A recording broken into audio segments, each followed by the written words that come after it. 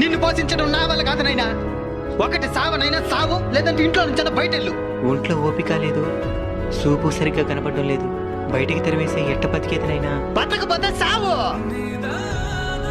ఇంట్లో నుంచి తల్లిదండ్రులు తెరవేసి ప్రశాంతంగా బతికే వాళ్ళని ఎంతో మందిని చూసినాను నేను. కొన్ని రోజుల తర్వాత, నైనా నీకోసం ఫ్రూట్స్ తెచ్చినాను నైనా. ఇది తినేసి నువ్వు ఆరోగ్యంగా ఉండాలి. ఉండు, జ్యూస్ చేసి తీసుకొని వస్తాను. తాత మొన్నటిదాకా సావమంట ఉన్నాడు, ఇప్పుడేమి ఇంత ప్రేమ చూపిస్తున్నాడా? ఈ రోజు నాకు పెన్షన్ వచ్చే తేదీనైనా. ఆ డబ్బుల కోసమే వాడు ఇవన్నీ చేస్తూ ఉన్నాడు. ఇవన్నీ తెలిసి కూడా ఎట్ట తాత వాడి మీద ఇంత ప్రేమ చూపించగలుగుతున్నావా? కన్నవాళ్ళం కదనైనా, కఠినంగా ఉండలేకపోతున్నా. మా అలాంటి ముస్లిం వాళ్ళందరూ మీ పెళ్ళిళ్ళు చూసి చనిపోవాలని ఎందుకు ఆశపడతామో తెలుసానైనా?